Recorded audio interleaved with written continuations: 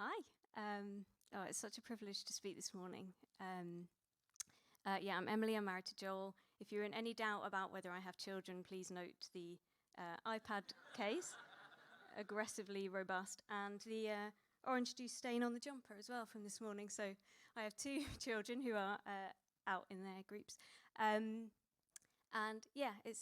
really privileged to be sharing this morning, and we are looking at the Israelites in the wilderness. So let's have a look at where we are in the story.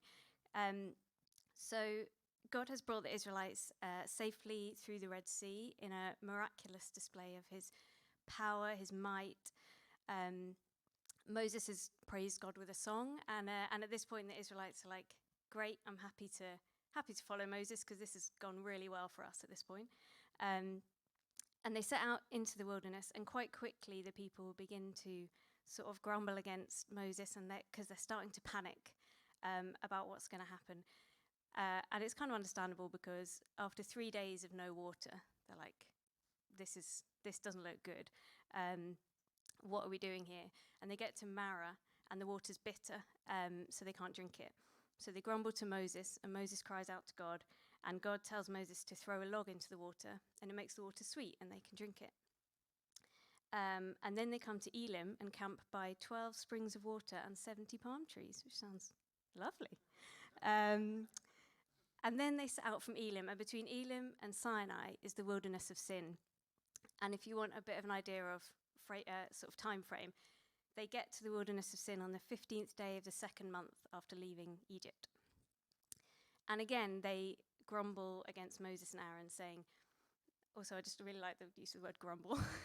Like they're grumbling. Would that we died by the hand of the Lord. Some of these might come up on the screen as I read them, so you can follow. Would that we had died by the hand of the Lord in the land of Egypt, when we sat by meat pots and ate bread to the full, for you have brought us out into this wilderness to kill this whole assembly with hunger. So quite quickly their immediate circumstances, their immediate lack and fear are more present and real to them than the protecting and saving power of God that they've just quite recently experienced in quite a dramatic and obvious way. But their immediate circumstances are pressing on them more heavily than their awareness of and security in the presence of God, and threatening to overwhelm them. And I do kind of get it, because after years of slavery and oppression in Egypt, I feel like the Israelites must have been so depleted. And at the Red Sea, they must have been like, this is great, this is it. Like, this is our God, this is his power, everything's going to be okay. But the way that God shows up for them next in the wilderness is not what they expected, and it's not what they hoped for. And this is all unknown, and they're sort of looking back thinking, well, at least we knew, like, that was bad, but at least we knew what was happening there. Like, this is so unknown, we're so afraid, what are we doing here? And why do we have to, we've seen the power of God at the Red Sea, we've been promised the promised land, why are we now in this really hard period that we don't know how we're going to get through it to what we've been promised? But it feels like, from God's perspective, that he knows that what they need is time to recover, time to heal, time to begin to restore their relationship with him, time to recover their own identity, like, who are they and who is he? They don't need to be rushing on to the next thing and the next place and the next grand gesture just yet. They need some time to recover their identity, to begin to restore their relationship with him. And they need to learn to look to him for all they need in this place. When they were first brought out of Egypt, God said to them, "If you will diligently listen to the voice of the Lord your God, and do that which is right in his eyes, and give ear to his commandments, and keep all of his statutes, I will put none of the diseases on you that I put on the Egyptians, for I am the Lord your healer." And it sort of feels like there's like a list of, if you do this and this and this and this and this. But what it boils down to is, if you listen to me and do what I say, So it's an invitation for them to trust him. It's an invitation for them to learn to be his covenant people, saved and protected by him.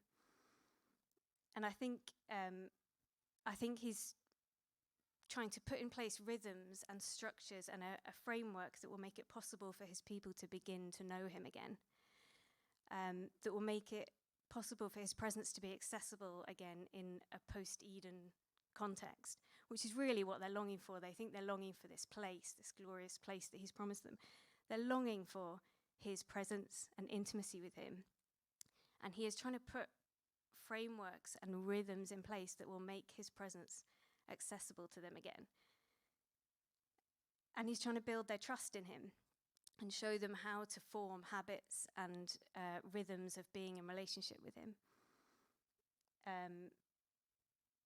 How to fix their gaze on him and orient themselves around his presence, orient their lives around his presence. So I think it's so much about building that trust in him so that they aren't so quick to be thrown by things. And so again, when they become desperate for food, the Lord said to Moses, "Behold, I am about to rain bread from heaven to you, and the people should go out and gather a day's portion every day, that I may test them whether they will walk in my law or not. On the 6th day, when they prepare what they bring in, it will be twice as much as they gather daily." So it's quite simple instructions. It's sort of surprising instructions that he's going to rain bread from heaven, but it's quite simple for them to know what they're supposed to do.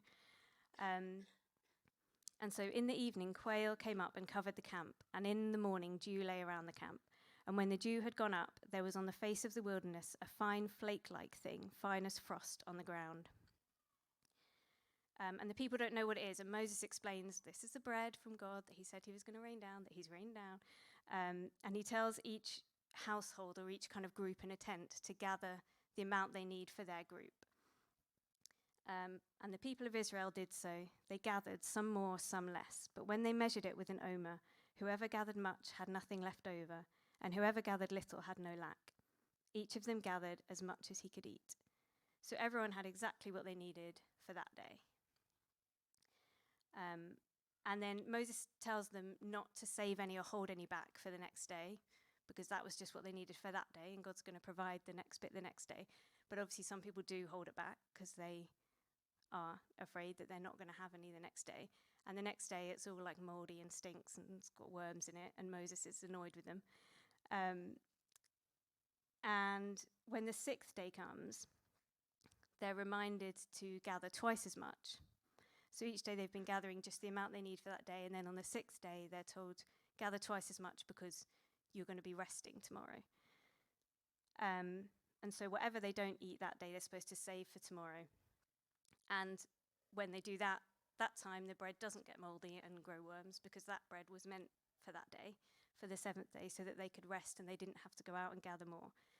Obviously some people still went out to try and gather more on the 7th day, and there wasn't anything there because God said there wouldn't be anything there that day. And God said, "How long will you refuse to keep my commandments and my laws?" Like seeing those people go out on the 7th day and still try and gather. He said, how long will you refuse to keep my commandments and my laws? See, the Lord has given you the Sabbath. Therefore, on the 6th day, he gives you bread for 2 days. Remain each of you in his place. Let no one go out of his place on the 7th day. So he provides what they need for each day, and he also provides a rhythm of practical work and instruction and rest. And if they trust him, it should be quite simple. Like that's the crux. Like it's quite simple instructions if you trust the person who's giving the instructions. So he gives food, sustenance, he gives work, and he gives rest.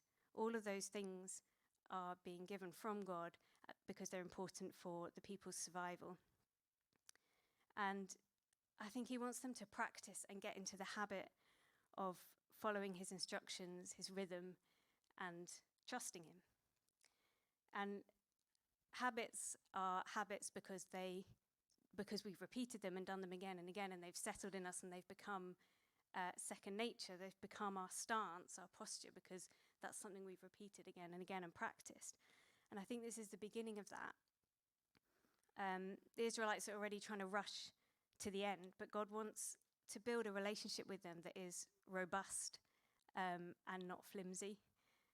And so he's trying to build this relationship with them, this trust. And he's showing them, like, this is who I am, not just the big miracle worker with the parting of the Red Sea and the big grand gestures.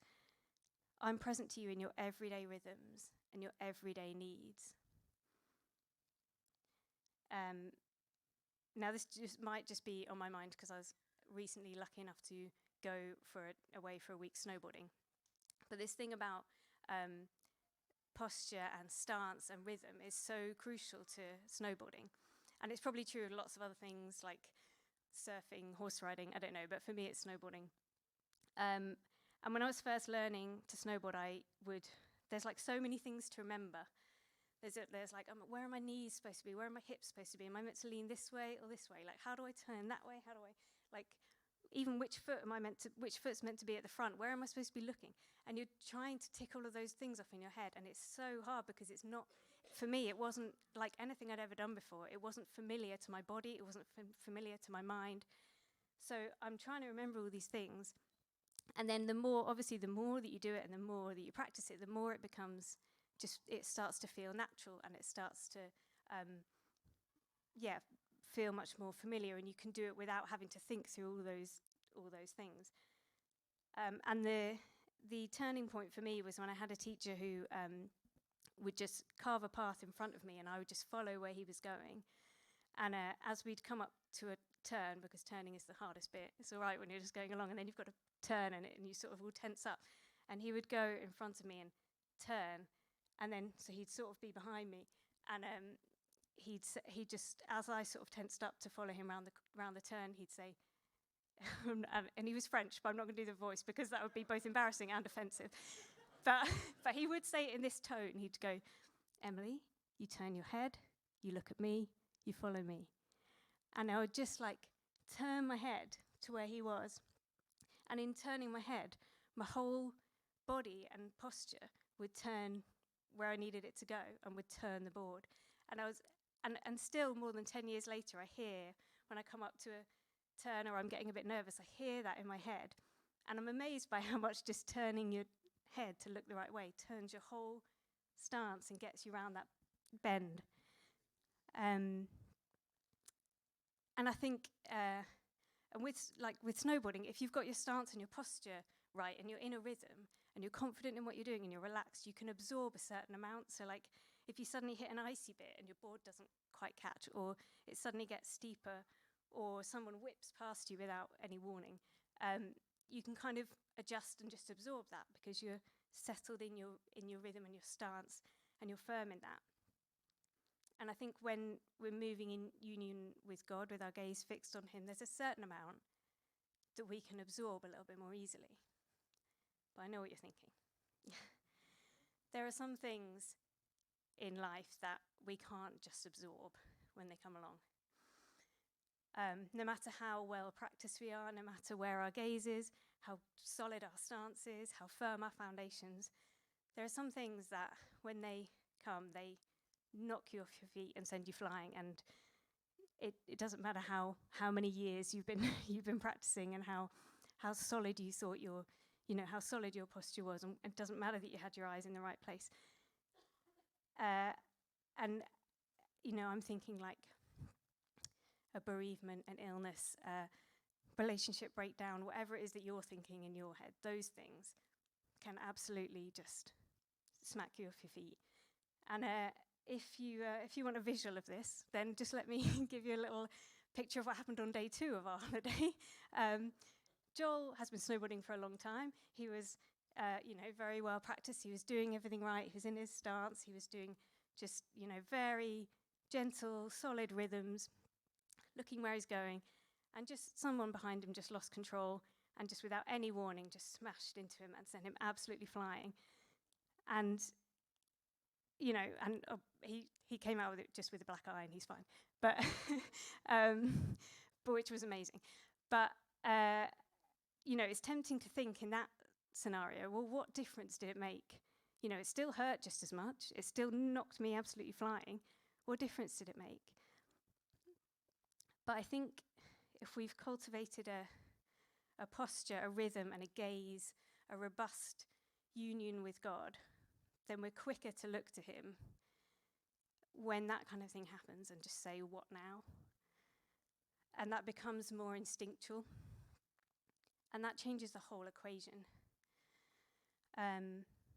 Because it means we're looking to him first rather than letting our immediate circumstances cloud his presence for us and start to overwhelm us. You know, with some things that happen, there isn't like a silver lining.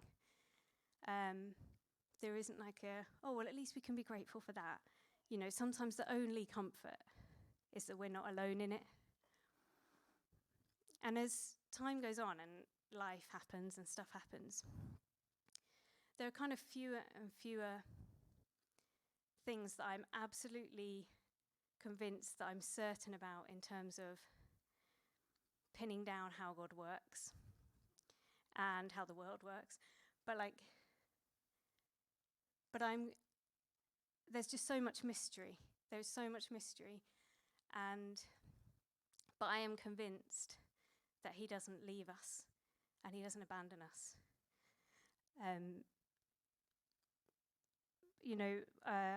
I love that line in one of the Elevation worship songs that we've sung a few times. Not for a minute was I forsaken. I'm convinced of that. Richard Rohr, who's very, very happy with okay with mystery, he says, the only consistent pattern I can find is that all the books of the Bible seem to agree that somehow God is with us and we are not alone. I don't know why stuff happens the way it does. I don't know why some stuff happens and other stuff doesn't happen. I don't know why sometimes the thing that we feel like we have been promised, or the thing that we're really hoping for, just feels a really long way off, and there's like a whole lot of really difficult wilderness to get through before we get there. But I believe that God doesn't leave us or abandon us. I believe that he goes with us. John Ortberg, who's an American author, speaker, former pastor, says, there is something you can't fix, can't heal, or can't escape, and all you can do is trust God. Finding ultimate refuge in God means you become so immersed in his presence, so convinced of his goodness, so devoted to his lordship, that you find even the cave is a perfectly safe place to be, because he is there with you. You turn your head, you look at me, you follow me. And sometimes I think just turning our head, that simple thing that I'm talking about, can take a huge effort. It can take a huge effort to just turn our head and look at him, but it changes our perspective on where we are.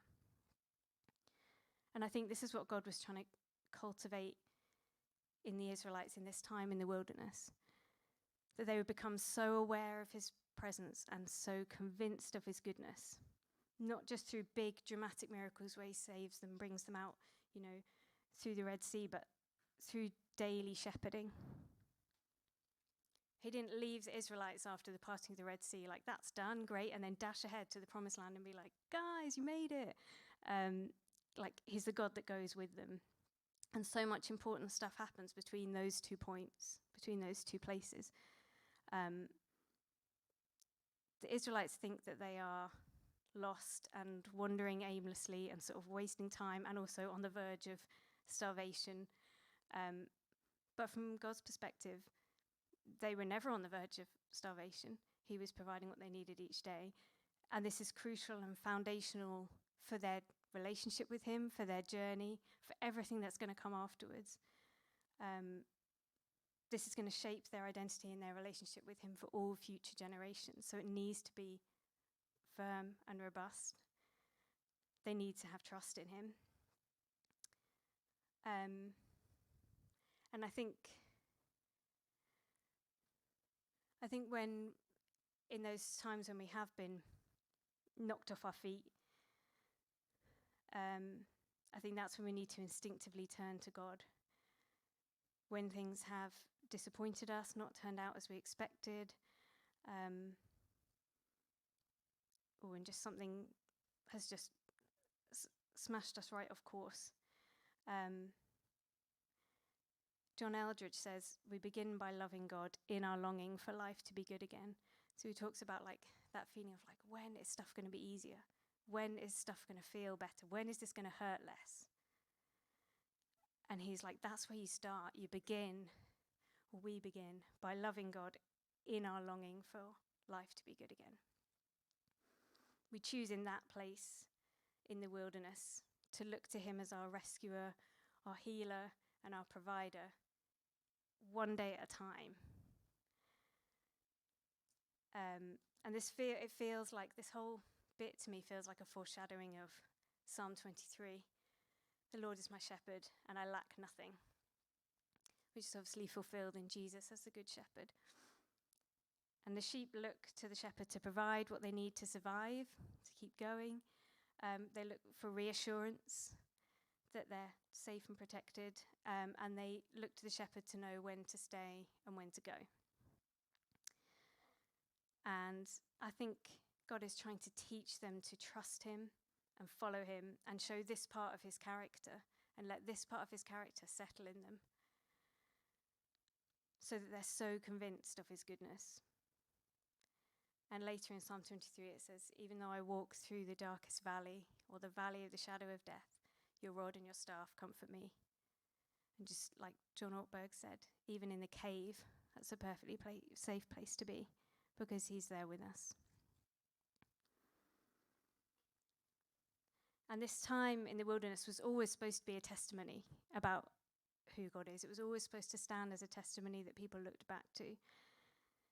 In verse 32 it says, Moses said, this is what the Lord has commanded. Let an omer of it be kept throughout your generations, so that they may see the bread with which I fed you in the wilderness, when I brought you out of the land of Egypt. And Moses said to Aaron, take a jar and put an omer of manna in it, and place it before the Lord to be kept throughout your generations. As the Lord commanded Moses, so Aaron placed it before the testimony to be kept. So this is a testimony to remind later generations that God provided, even as they grumbled and looked back and they were really unsure and they doubted. They were afraid they were going to starve. God continued to write his narrative and be true to his character. He consistently chooses faithfulness to his own promises. They ate that bread in the wilderness for 40 years. So for as long as they needed it, God provided it. And at the beginning, we looked at day 1 of them getting that bread. But he did that every day. And every day they went out and gathered what they needed for that day. He didn't give it all in bulk at the start. Every day they had what they needed to see them through that day. And their plan is that the people of Israel will be so shaped by God's teaching and law and justice and presence and character that they will show all other nations and generations what God is like. The chosenness of Israel is for the blessing and salvation of all nations. And it's a testimony to us. We're living on the other side of the cross, so we have access to an intimacy and a union with God that the Israelites didn't have at this point, through Jesus and his Spirit. And I just wonder whether we are fully taking hold of that, whether we're living in the fullness of the intimacy and union with God that is now possible through Jesus and his Spirit. Are we cultivating this in our daily rhythms and habits, in the way that we orient ourselves around his presence, so that it becomes instinctive, becomes second nature to turn our gaze to him, so that his presence speaks louder than our circumstances, so that we go out and gather each day what we need for that day and trust him to provide again for tomorrow. So God is our shepherd through the wilderness, and I think if we're rolling our eyes a bit at the Israelites in part of, some of these passages, let's practice trusting him, turning our eyes to him, trusting him to provide, protect, and lead us so that it becomes instinctive, becomes second nature, to turn our gaze to him when we feel lost, afraid, can't see the other side, can't see the way through. You turn your head, you look at me, you follow me.